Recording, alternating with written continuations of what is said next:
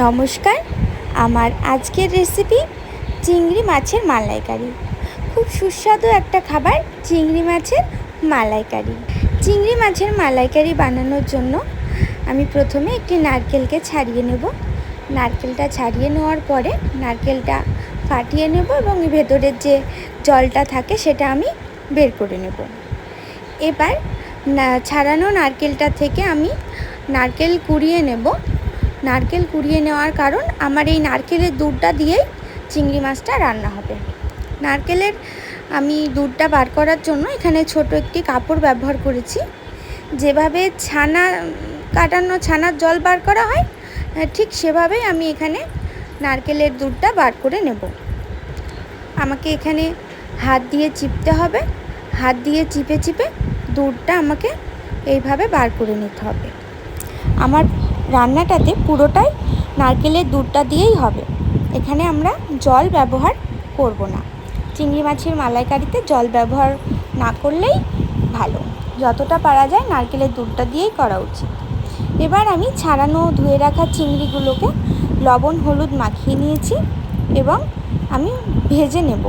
কড়াইতে তেল গরম করে আমি এগুলোকে ভেজে নেব। আমার চিংড়িগুলো খুব অল্প, তবুও আমি দুবারে ভেজে নেব, তাতে ভাজাটাও ভালো হবে আর লেগেও যাবে না।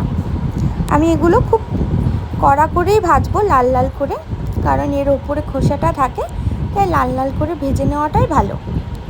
আমার চিংড়ি মাছগুলো ভাজা হয়ে গিয়েছে। খুব সুন্দর করে আমি লাল লাল করে ভেজে নিয়েছি।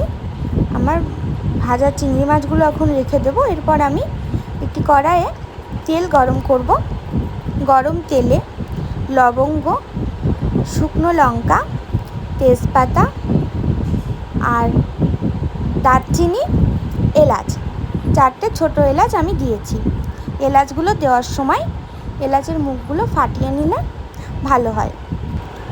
এগুলো দিলে রান্নার স্বাদটা ভালো হবে। এগুলো দেওয়ার পরে আমাকে দিতে হবে মশলা। আমি রান্নার মশলাগুলো অ্যাড করব।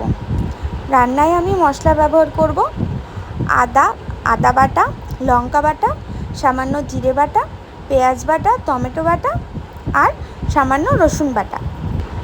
আমি ওগুলো আগের থেকেই পেস্ট করে রেখেছি। এবার আমি এগুলো দিয়ে দেব। এগুলো দেওয়ার পরে আমাকে ভালোভাবে কষিয়ে নিতে হবে। মশলা যত কষিয়ে নেওয়া হয় রান্নার স্বাদ ততই সুন্দর হয়। আমি সব মশলাগুলো দিয়ে নিয়েছি। আমার বেটে রাখা মশলাগুলো আমি দিয়ে নিয়েছি। এবার আমি অনেকটা সময় ধরে হলুদ লবণ দিয়ে এটাকে কষিয়ে নেব, যতক্ষণ না এটা শুকনো হয়ে যাচ্ছে। আমার এটা শুকনো হয়ে গিয়েছে। এবার আমি নারকেলের যে দুধটা বার করে রেখেছিলাম সেটা এর মধ্যে দিয়ে দেব। নারকেলের দুধটা দেওয়ার পরে আমাকে ভালোভাবে মিশিয়ে নিতে হবে। আমি ভালোভাবে মিশিয়ে নিলাম। আমাকে এর মধ্যে দিতে হবে আমার ভেজে রাখা চিংড়ি মাছগুলো। আর আমি চিনি দিতে হবে। আমি চিনিটা আগেই দেওয়া উচিত, কিন্তু আমি দিতে ভুলে গিয়েছিলাম, তাই আমি এখনই দিয়ে দিলাম। চিনি দেওয়াও হয়ে গেল। এবার আমি আরেকবার ভালো করে নাড়িয়ে নেব। তারপরে আমি চিংড়ি মাছগুলো এর মধ্যে দিয়ে দিব। আমার ভেজে রাখা চিংড়ি মাছগুলো দেওয়া হয়ে গেল। এবার আমি একটু নাড়াচাড়া করে এটা ঢেকে দেব। বেশিক্ষণ না, 10 মিনিট থেকে 15 মিনিট ঢেকে রাখলেই আমার রান্নাটা হয়ে যাবে। আমার রান্নাটা হয়ে গিয়েছে। এটা বেশি ঝোল হবে না, এটা গ্রেভি হবে। এই যে দেখছি আমাদের গ্রেভি হয়ে গিয়েছে। আমার যেহেতু চিংড়ি মাছগুলোও বেশি নেই, ওই জন্য আমার অল্পই ঠিক আছে। আমি ভিডিওতে দেখাতে ভুলে গিয়েছিলাম, আমি এখানে সামান্য গরম মশলা বাটা আর পোস্ত বাটা অ্যাড করেছিলাম।